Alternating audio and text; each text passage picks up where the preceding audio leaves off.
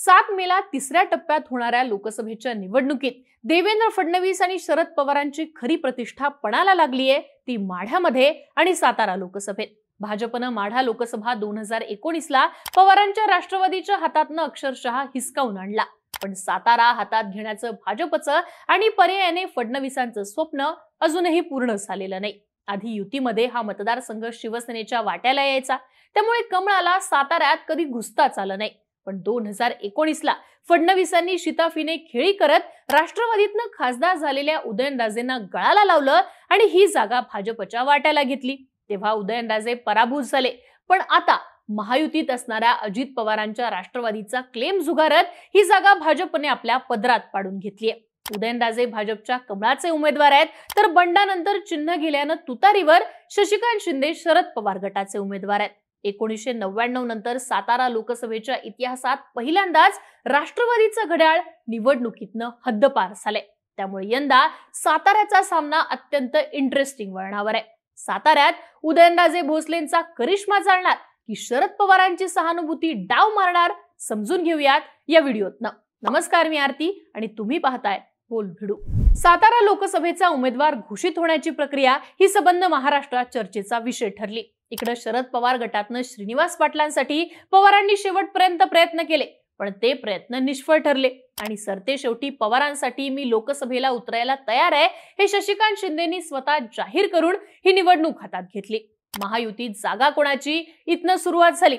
अजित पवार गट ही जागा भाजपला सोडायला तयार नव्हता, पण अखेर उदयनराजेंनी थेट दिल्लीतनं फिल्डिंग लावली, तरी सुद्धा महिनाभराने त्यांना उमेदवारी डिक्लेअर झाली। तोपर्यंत छत्रपतींच्या वंशजांना भाजप सन्मानाची वागणूक देत नाही असा प्रचार विरोधकांकडून करण्यात आला, त्यामुळे शरद पवारांकडून उमेदवार कोण येतो हे कळत नाही तोपर्यंत भाजपने उदयनराजेंना ताटकळत ठेवलं हे स्पष्ट झालं। आता हे झालं उमेदवारी डिक्लेअर होण्यापर्यंतचं चित्र, पण साताऱ्याचं वातावरण नक्की कोणत्या मुद्द्यांवर ठरतंय? कोण पुढे, कोण मागे? उदयनराजेंचे प्लस आणि मायनस पॉइंट्स कुठले? तर तब्बल 3 वेळा सातारा लोकसभेचे खासदार असणारे उदयनराजे भोसले हे आजवर त्यांची तरुणांमध्ये असणारी क्रेज, त्यांची स्टाईल, छत्रपती घराण्याचा वारसा, राष्ट्रवादी काँग्रेसचं घड्याळ आणि शरद पवारांचा पाठिंबा या सगळ्या फॅक्टर्स वरती साताऱ्याचा गड जिंकत आले। पण गेल्या लोकसभेपासून उदयनराजेंनी भाजपात प्रवेश केल्याने शरद पवारांचा पाठिंबा त्यांच्या सोबत नाहीये। आता महायुतीच्या माध्यमातनं घड्याळाची ताकद जरी सोबत असली तरी अजित पवार गट जागा वाटपावरून नाराज असल्याची चर्चा आहे। थोडक्यात काय तर यंदाची निवडणूक लढवताना उदयनराजेंविषयी लोकांच्या मनात असलेला आदर, छत्रपतींचे वंशज म्हणून असलेली क्रेज आणि मोदींची लाट या गोष्टी त्यांच्या सोबत आहेत। पण गेली अनेक वर्ष साताऱ्याच्या जनतेनं उदयनराजेंना निवडून देऊन सुद्धा कोल्हापूर आणि पुण्याच्या तुलनेत साताऱ्याचा न झालेला विकास, वाढलेली बेरोजगारी या मुद्द्यांवरून साताऱ्याची जनता सध्या उदयनराजेंना प्रश्न विचारतीये। गेल्या वेळी राष्ट्रवादीकडून निवडून देऊन सुद्धा पुन्हा राजीनामा देण्याची कृती आणि यंदा राज्यसभेवर खासदार असताना देखील लोकसभेची निवडणूक लढवणं या दोन्ही गोष्टी उदयनराजेंच्या बाबतीत निगेटिव्ह वातावरण तयार करणाऱ्या ठरतायत। पण साताऱ्याच्या शहरी भागात उदयनराजेंचं चांगलं वर्चस्व आहे। अशा परिस्थितीत शहरी भागातला मतदार हा पंतप्रधान नरेंद्र मोदी प्लस उदयनराजे यांच्या पाठीमागे उभा राहील असं बोललं जातंय।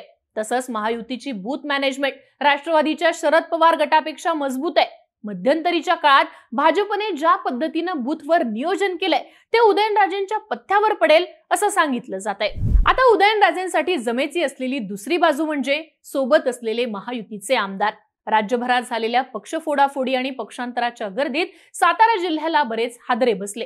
पूर्वी एक हाती काँग्रेस राष्ट्रवादीच्या ताब्यात असलेल्या सातारा लोकसभेत यंदा महायुतीचे 4 आमदार आहेत, तर महाविकास आघाडीचे 2 आमदार आहेत। पण असं असलं तरी महायुतीच्या सगळ्या नेत्यांसोबत उदयनराजेंचे चांगले संबंध आहेत असं म्हणता येत नाही। पण यंदा जुन्या चुका दुरुस्त करून उदयनराजे बेरीज करताना दिसतात। सगळ्यात पहिल्यांदा त्यांनी आपले बंधू आणि सातारा जावळीचे आमदार शिवेंद्रराजे भोसले यांच्या वाढदिवशी सुरुचीवर जात त्यांच्याविषयीच्या भावना व्यक्त केल्या आणि जाहीरपणे दिलगिरी सुद्धा व्यक्त केली। त्यामुळं या दोन्ही भावांमध्ये पुन्हा एकदा सलोख्याचं वातावरण तयार झालंय असं चित्र साताऱ्यात आहे। शिवेंद्रराजेंच्या पुढाकारानं अजिंक्यतारा कारखान्यावर झालेल्या महायुतीचा मेळावा हा दोन्ही भावांच्या मनोमिलनाची साक्ष देऊन गेलाय। उदयनराजेंसाठी ही सगळ्यात जमेची बाजू ठरली आहे। इकडे कोरेगावचे महेश शिंदे हे शिंदेंच्या शिवसेनेचे आमदार आहेत। गेल्या विधानसभेला शशिकांत शिंदेंना हरवून ते आमदार झाले तेव्हा त्यांचा उल्लेख जायंट किलर असा करण्यात आला होता. महेश शिंदेंचं शशिकांत शिंदेंशी व्यक्तिगत असलेलं शत्रुत्व, त्यामुळे शशिकांत शिंदेंना हरवण्यासाठी ते जुमाने कामाला लागलेत हे स्पष्ट आहे. पाटणमध्ये शिंदेंचे आमदार आणि मंत्री शंभूराज देसाई हे उदयनराजेंचे जवळचे मित्र समजले जातात. पण त्यांच्या मैत्रीचा निकाल ते पाटणमधनं उदयनराजेंना किती लीड देतात यावर लागणार आहे. इकडे वाईमध्ये अजित पवार गटाचे मकरंद पाटील आमदार आहेत. ते प्रचारात जरी दिसत असले तरी जागा वाटपात अजित पवार गटाला सातारा मिळाली नसल्यानं त्यांची साथ ही निकालाच्या दिवशी लीड मिळेल की नाही यावरतीच ठरणार आहे. तसंच महायुतीत असलेले नरेंद्र पाटील, माजी आमदार मदन भोसले हे सुद्धा उदयनराजेंसाठी प्रचार करताना दिसतात. थोडक्यात आमदारांच्या बळावर, मोदींच्या करिश्म्यावर ही निवडणूक उदयनराजे जिंकतील असं म्हटलं जाते. पण उदयनराजेंना निवडून देणं म्हणजे पुढची 5 वर्ष साताऱ्यात त्यांच्या हाताखाली काम करणं आणि उदयनराजेंचं पराभूत होणं म्हणजे उदयनराजेंचं राजकारण जवळपास संपणं. त्यामुळे महायुतीतलेच नेते उदयनराजेंचा पराभव आणि विजय दोन्ही ठरवणार आहेत.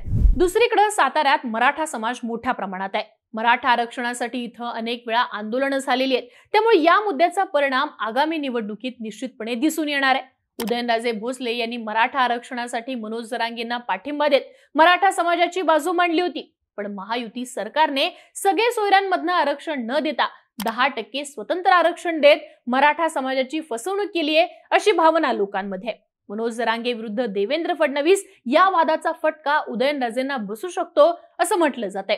तर दुसरीकडे मनोज जरांगेंसोबत लाखो मराठे मुंबईला धडकले तेव्हा त्यांच्या जेवणाची, राहण्याची केलेली व्यवस्था आणि आरक्षणाच्या लढ्यात असलेला सक्रिय सहभाग यामुळे शशिकांत शिंदेंना मराठा मतांचा फायदा होऊ शकतो असं साताऱ्याचे स्थानिक पत्रकार सांगतात. आता मुद्दा येतो तो शशिकांत शिंदेंचा. शिंदेंच्या बाजूने आणि विरोधात जाणारे फॅक्टर्स नेमके कोणते आहेत? तर शशिकांत शिंदे म्हणजे शरद पवारांचे निष्ठावंत अशीच त्यांची साताऱ्याला ओळख आहे. राज्यात मंत्रीपद भूषवलेल्या शशिकांत शिंदेंनी यापूर्वी जावळीमधनं आणि नंतर कोरेगावमधनं विधानसभा जिंकली होती. त्यांनी शालिनीताई पाटील यांचा कोरेगावातनं पराभव केलेला. पण 2019ला शिवसेनेच्या महेश शिंदेंनी शशिकांत शिंदेंचा विधानसभेला केलेला पराभव हा स्वतः शरद पवारांच्या जिव्हारी लागला होता. डाऊन झालेल्या राष्ट्रवादीनं पवारांच्या पावसातल्या सभेनंतर सबंध महाराष्ट्रात उभारी घेतली. पण शशिकांत शिंदे हरले अशी भावना राष्ट्रवादीची होती. त्यानंतर मात्र शिंदेंना विधान परिषदेवर घेण्यात आलं. हेच शशिकांत शिंदे आज उदयनराजेंच्या विरोधात साताऱ्यात शड्डू ठोकून उभे आहेत. शशिकांत शिंदेंच्या मागे माथाडी कामगारांची मोठी ताकद आहे. उदयनराजेंचा जसा मोठा चाहता वर्ग आहे तसंच फॅन फॉलोईंग शशिकांत शिंदेंचं सुद्धा आहे. दोघेही मास लीडर आणि मसल लीडर आहेत. त्यामुळे सातारा लोकसभा मतदारसंघातली लढाई ही मास आणि मसल लीडर्सची आहे. शरद पवारांविषयी मतदारसंघांमध्ये असलेली सहानुभूती, काँग्रेसच्या प्रचार यंत्रणेची पवारांच्या राष्ट्रवादीला मिळत असलेली साथ, शिवसेना उद्धव ठाकरे गटाचा प्रचार यंत्रणेतला सहभाग आणि स्वतः शशिकांत शिंदे यांचा जिल्ह्यात असलेला जनसंपर्क या राष्ट्रवादीच्या जमेच्या बाजू आहेत. पण राष्ट्रवादी अंतर्गत झालेले मतभेद यामुळे बूथवार नियोजनामध्ये राष्ट्रवादी काँग्रेस सध्या तरी भाजपच्या तुलनेमध्ये मागे आहे असं सांगितलं जात आहे. आता आमदारांविषयी बोलायचं तर शशिकांत शिंदेंच्या मागे सध्या फक्त दक्षिण साताऱ्यातील कराड दक्षिणचे आमदार पृथ्वीराज चव्हाण आणि कराड उत्तरचे आमदार बाळासाहेब पाटील यांचंच बळ आहे. पाटणमधनं सत्यजित पाटणकर हे सुद्धा प्रचारात सक्रिय आहेत. महायुतीचे काही नेते सुद्धा अंतर्गत शशिकांत शिंदेंचा प्रचार करतायत असं सांगण्यात येत आहे. शशिकांत शिंदेंनी या 3 नेत्यांच्या जोरावर जर दक्षिण साताऱ्यातनं लीड मिळवलं तर ते लीड तोडणं उदयनराजेंना अवघड जाऊ शकतं. थोडक्यात शशिकांत शिंदे की उदयनराजे या लढाईत दक्षिण सातारा महत्वाची भूमिका बजावणार आहे. इकडे सातारा शहर भागातनं सदाशिव सपकाळ हे तुतारीचं काम करतायत. सातारा लोकसभेत शशिकांत शिंदेंवर झालेले आरोप हा सुद्धा कळीचा मुद्दा ठरलाय. शिंदेंवरती 2 प्रकरणात गुन्हा दाखल करण्यात आलाय.